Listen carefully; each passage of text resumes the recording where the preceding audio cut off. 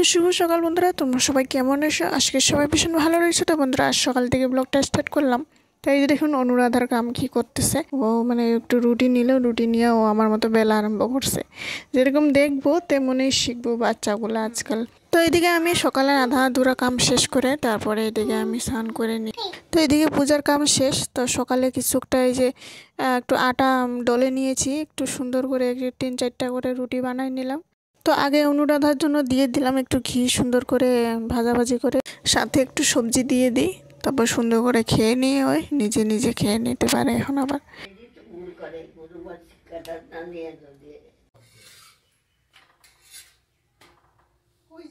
তো এখানে সকালের খাওয়াটা এখানে খেয়ে নিই। খেয়ে নেওয়ার পর তারপর এখানে ঘরটি ঝাড় দেওয়া হয়নি, ঘরটি ঝাড়ু দিয়ে নিই ভালো করে। তারপর এদিকে রেডি হয়ে যায় বাজার যাওয়ার জন্য। তো সব সবজি নিয়ে আসতে হবে।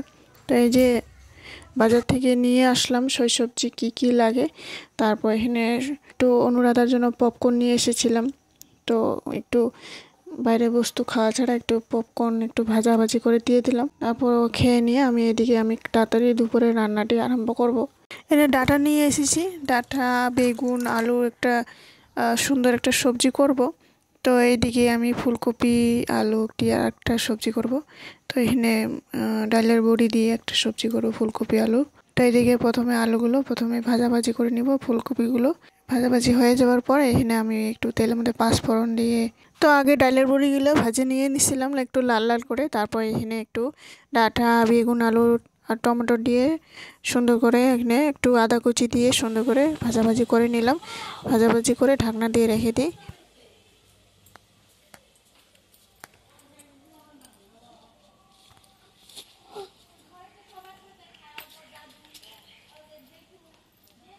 তো একটু পরে এই যে হলুদ লবণ দিয়ে সুন্দর করে আরেকবার ঢাকনা দিয়ে রেখে দিয়েছিলাম। তারপর সুন্দর মশলা দিয়ে ভাজাভাজি জিরা গুঁড়া দিয়েছিলাম, মশলাগুলো সুন্দর ভাজাভাজি করে।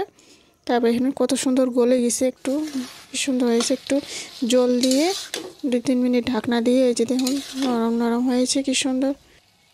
তো এখানে সবজিটি হয়ে যাওয়ার পর তারপর এখানে আমি ফুলকপি আলুর সবজিটি করব। তো এখানে একটু তেলের মধ্যে পাঁচফোড়ন একটু তেজপাতা দিয়ে মশলা পেস্ট করে রেখেছিলাম জিরা। তো জিরা সুন্দর করে ভাজাভাজি করে এখানে ভেজে রাখা আলু ফুলকপিগুলো দিয়ে সুন্দর করে জল দিয়ে আমরা ঢাকনা দিয়ে রেখে দিলাম 2-3 মিনিট।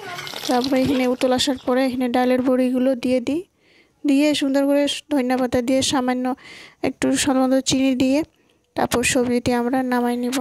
তারপর এই যে একটু চাটনি করব। ছোট ছোট টমেটো নিয়ে এনেছিলাম, একটু টেঙা মিষ্টি ঝাল দিয়ে সুন্দর একটা চাটনি করলাম। তবে এই যে দেখুন আজকের মেনু। তো বন্ধুরা, ভিডিওটি ভালো লাগলে অবশ্যই লাইক কমেন্ট শেয়ার সাবস্ক্রাইব করে জানাবেন। আশা করি নেক্সট ভিডিওতে দেখা হবো। আজকের জন্য টাটা।